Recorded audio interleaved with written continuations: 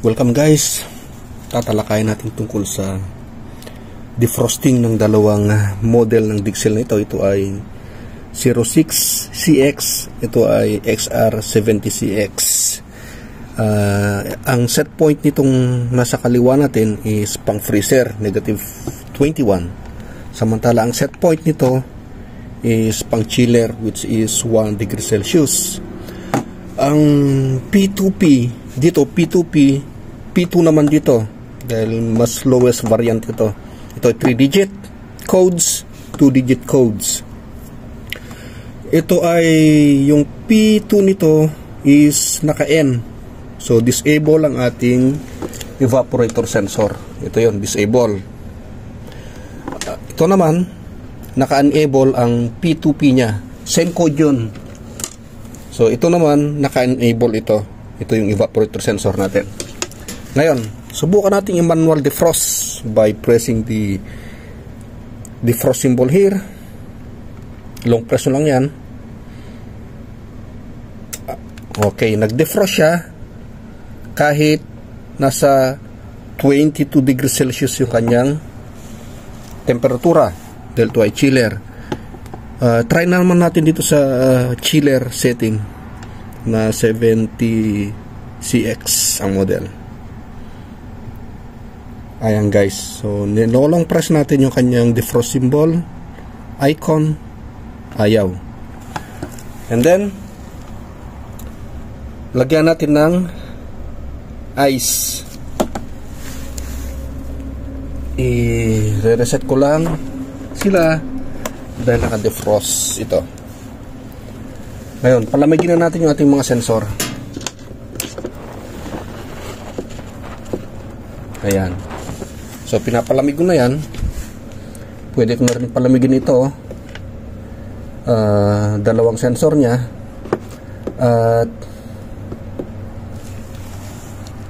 So, napansin nyo kanina, naka-no ito, naka-yes ito, ayaw mag-deploy. Ngayon, nananatiling naka-no yung kanyang probe sensor 2. Ito kasi may tanong tayo, ang problema niya raw hindi na rin nagde-deploy yung kanyang 06CX. Tama-tama, 06CX ito. So doon pa lang nasagot ko na siya.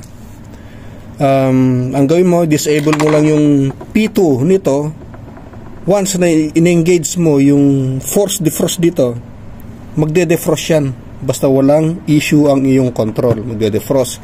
Unlike dito, hindi siya nag-defrost dahil hindi nakaka-sense ng lamig yung ating P2P, which is ito.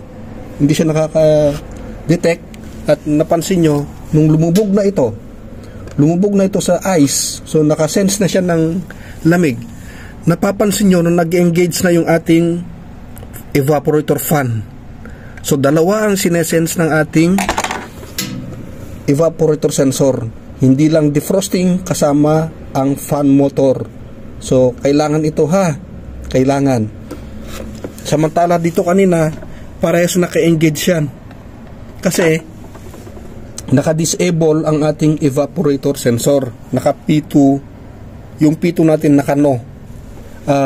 Ipapakita ko sa inyo na naka-no Baka sabihin nyo gumagawa lang ng kwento si OCT. OCT means on call technician.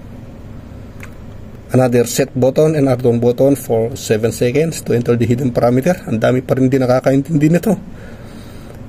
May nagtanong sa akin, hindi niya raw makita lahat ng codes kahit anong pilit gawin ko.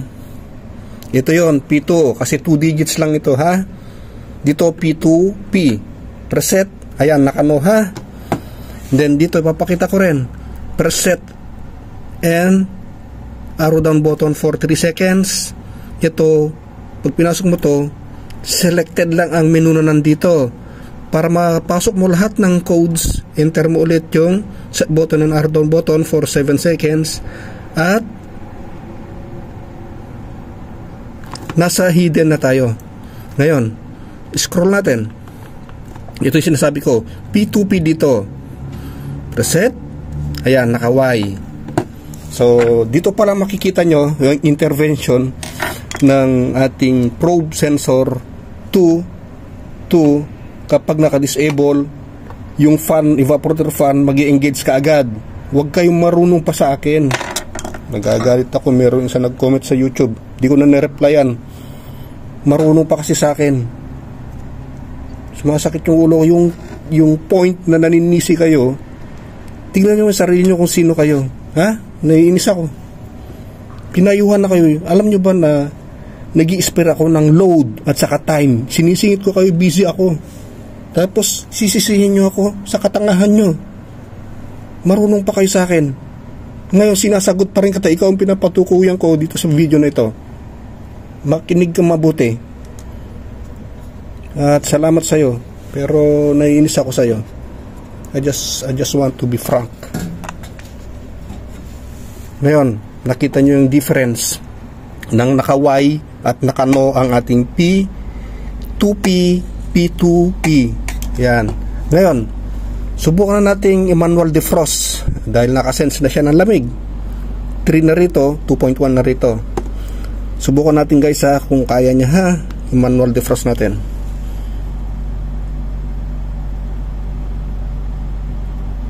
Ayaw. Dahil naka-freezer tayo, so hindi niya naabot yung threshold para mag-defrost. Subukan natin dito. Naka 2.4 na siya.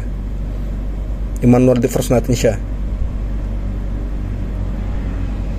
Of course, magde-defrost. Kanina nga nag-defrost. Ngayon, subukan natin siyang i-freezer naman para magiging fair naman tayo.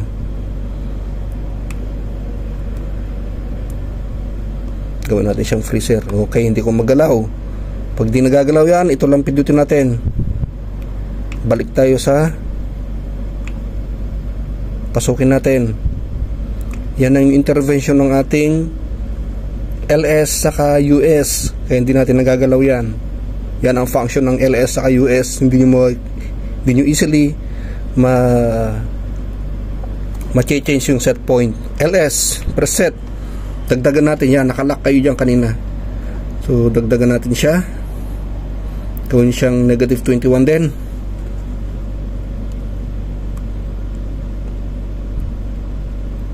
Set.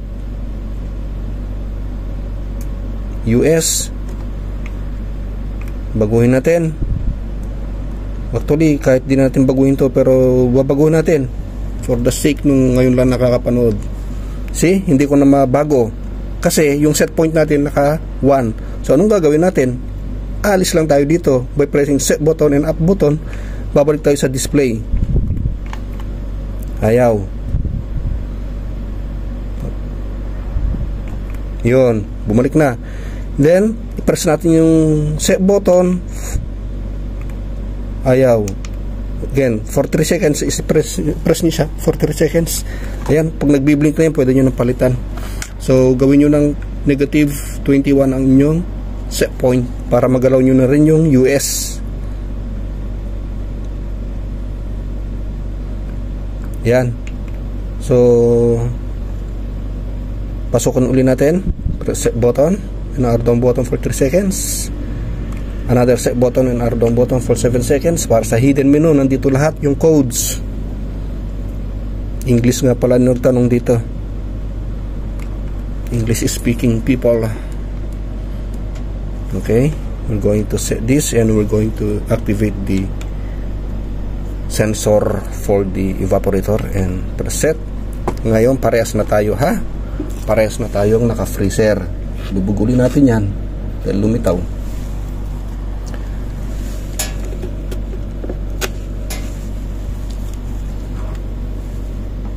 So under siya, katatapos na niya mag-defrost. So ang nag-activate dito is yung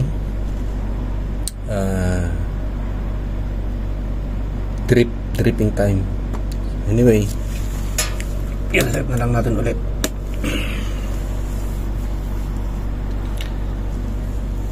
Nakita nyo mababa lang kasi yung ating temperature. So both activated, mababa. So 5 degrees Celsius dito, 3.7 dito. Either yung OT nito may issue, baka nakalibrate ko ito. So once again, deploy natin. Ayan ha, kung nakikita nyo, hindi siya magde-defrost kung mababa ang temperature. So no matter how hard I press the icon here, it will not going to defrost. Ayaw. How about here? I-defrost din natin ha. Yung defrost nito nasa itaas, magkaibang model. Again, long press. Ayan, ayaw din. Pino-force defrost ko siya, ayaw. So isang reason nito, yung set point natin negative 21, na wala siya sa range para mag-defrost. Hopefully nakatulong tayo dun sa mga gusto kasi matuto. Tataka sila, dinedefrost nila, hindi nag-enable, hindi nila mapa-defrost. Of course, pag puno ng ice ang inyong evaporator, mainit ang temperatura na de-detect ng ating room sensor. Ito yung ating room sensor. Ito. Yung isa naman, ito naman yung ating room sensor. Mainit ang na-detect nila. Yan, mainit. Hindi natin ma-deploy yung kanyang defrosting. Unless, ang gagawin nyo, yung P2 dito, ilagay nyo sa no. Yung P2P dito, ilagay nyo sa no. Kaya lang, pag nilagay nyo yun, may yung defrosting nyo, yung DA, yung end of defrost nito, tatapos niya literal yung ilalagay nyo na value dun sa defrost termination niya. Yun ang consequences niya. For example, ilagay nyo 20 minutes ang end of yung counting ng defrost nyo, that is MD, MDF dito, MD dito, linagay nyo sa 20, literal na tatapusan nyo yung 20 minutes kung naka-disable ang evaporator sensor. So hahaba ang defrosting nyo.